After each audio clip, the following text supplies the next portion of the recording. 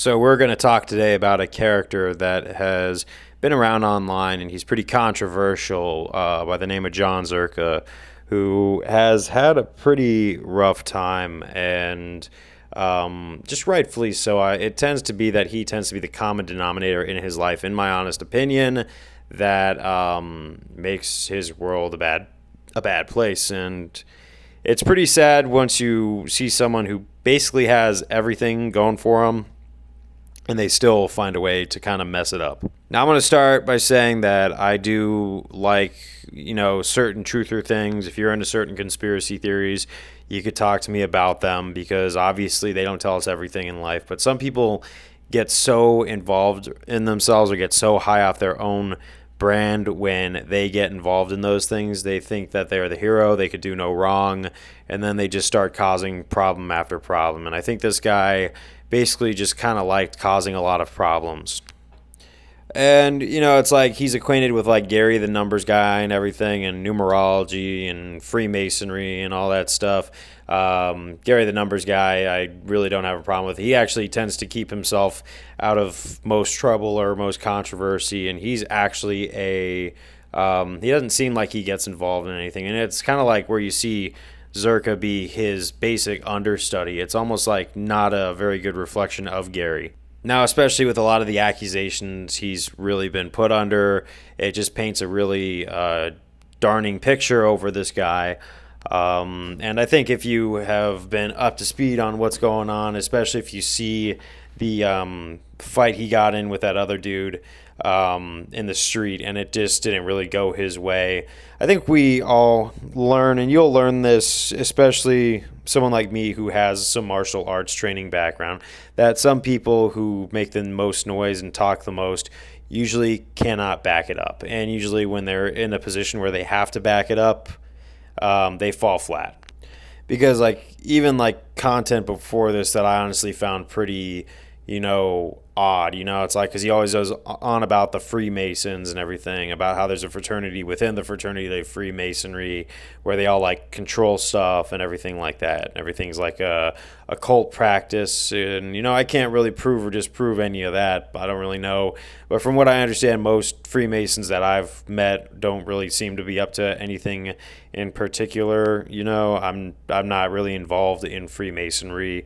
But I don't really think any of them are really up to anything nefarious. So it's like, when you talk about the Illuminati and everything like that, okay, I can't really prove or disprove that when it's all, hidden, and you got to just trust that it's there. And whether it exists or not doesn't really matter, because I still have my life to live, and the Illuminati is not looking for me. I'm not looking for the Illuminati or anything like that. You get what I'm saying. But that's the thing, is a lot of these truther guys, tend to get so hyped up on that, and then they'll get into the whole, Bible verses, and they'll start to preach God. And I even say this as a Christian, that those people who need to throw Bible verses out there are literally the ones that need God the most, just like what this guy's involved in right now. Do I always live a godly path? No, but some people who like to preach and they pick up the Bible and they want to take on the Illuminati, they get so self-righteous that they forget to look at their own actions, and they end up breaking God's word also. So it's almost like, when you're using the Bible and talking on No Jumper podcast about the sanctity of marriage to Adam 22 and trying to lecture him on that, you got to make sure that you're married and you have a kid and you're being a good father and everything like that. Otherwise, what you say is just going to fall flat. And I'm going to keep it short, sweet, and to the point, but, it's just like, if you're into the truther community or anything like that, you got to take responsibility. And if you're going to throw a bunch of conspiracy theories out there, you got to disclaim that it really is just a theory. So that way, people aren't going to hop on you or anything like that. It does make for very interesting content. And look, I just have an issue with how this guy really presented himself. Because I think it's harmful to anyone who wants to ask questions about how the world really works. I still do tune in to Gary the numbers guy every now and again, because I really do like that guy's story and everything like that. I really do like a lot of the things that he kind of spits out there. Numerology is interesting to me.